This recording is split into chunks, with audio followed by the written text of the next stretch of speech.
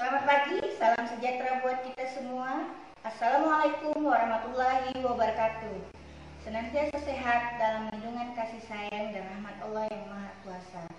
Teman-teman, sahabat Bawaslu yang kami banggakan, perkenalkan, nama saya Dahlia, anggota Bawaslu Kabupaten Kayong Utara, Koordinator Divisi Organisasi Data dan Informasi Bawaslu Kabupaten Kayong Utara.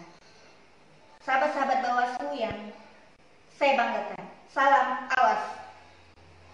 Tentu tanpa mengurangi makna dan semangat dari posisi yang masih dalam keadaan pandemi COVID-19, kita tentu masih akan terus bisa melakukan kajian-kajian wawasan keilmuan, diskusi dalam rangka meningkatkan kapasitas diri selaku penyelenggara pemilu.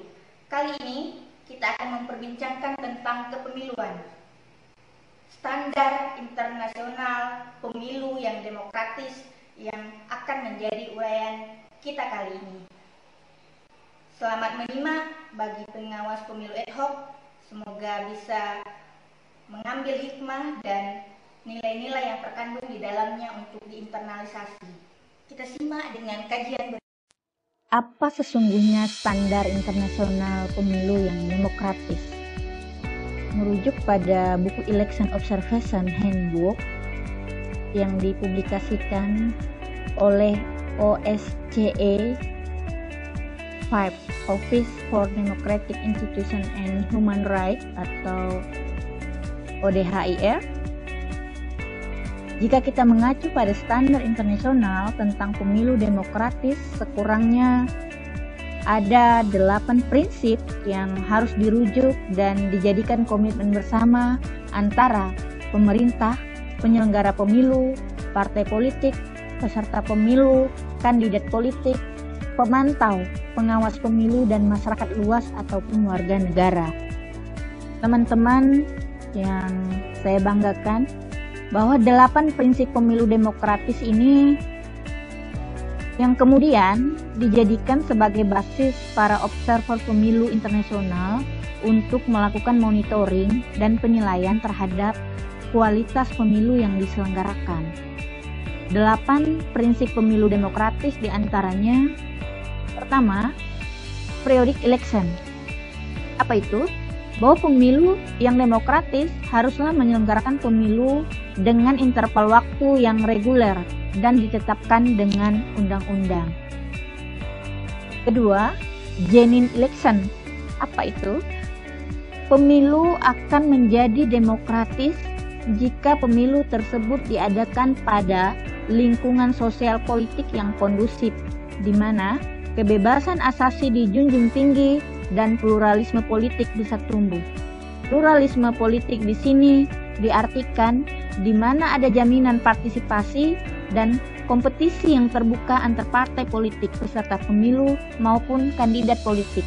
Dengan adanya pluralisme politik, warga negara memiliki pilihan yang bervariasi, sehingga mereka memiliki pilihan alternatif jika dihadapkan pada pilihan yang menurut mereka tidak representatif atau tidak bekerja sesuai dengan visi misi politik saat kampanye.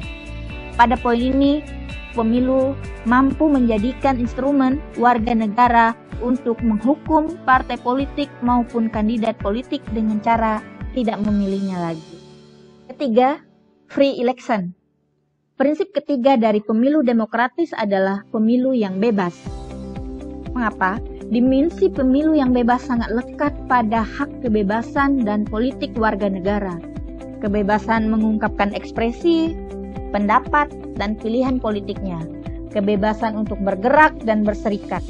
Konteks kebebasan politik warga negara dalam pemilu adalah memiliki kebebasan untuk terlibat pemilu, kandidat politik maupun terlibat dalam aktivitas kampanye.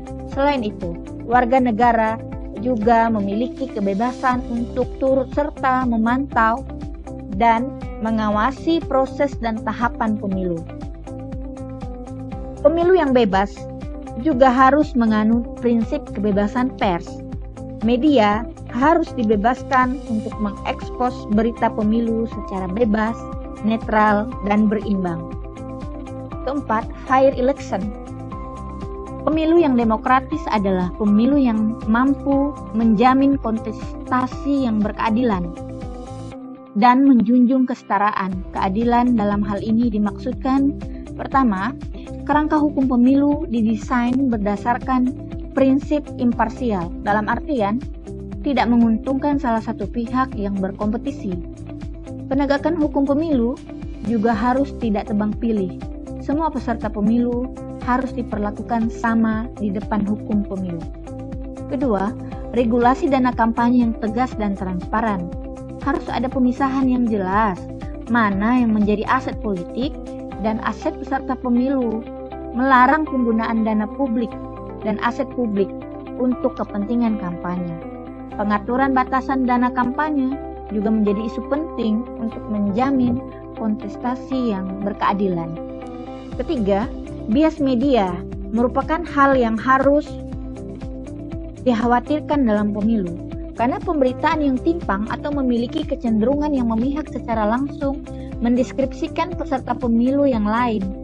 Media haruslah menjalankan perannya sebagai salah satu pilar demokrasi yang menjadi watchdog yang mampu memberikan informasi yang imparsial, netral, dan berimbang.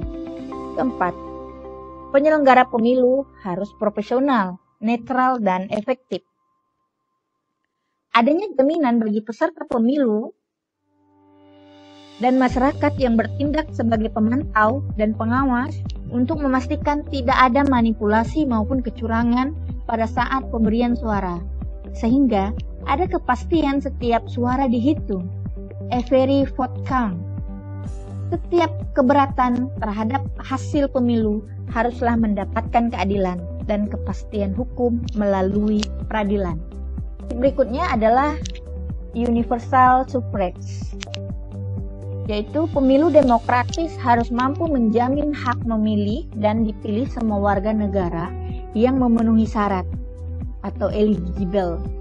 Berdasarkan undang-undang, hak memilih dan dipilih berlaku universal, tidak mendiskriminasikan jenis kelamin, minoritas, penyandang difabilitas, dan sebagainya. Penghilangan hak memilih dan dipilih oleh negara kepada warga negara haruslah diatur dalam undang-undang. Jaminan hak memilih haruslah terlihat sejak pendataan daftar pemilih. Semua warga negara yang memenuhi syarat untuk memilih haruslah masuk dalam daftar pemilih. Jaminan memilih juga diberikan kepada warga negara yang tinggal di pedalaman serta yang berada di luar negeri.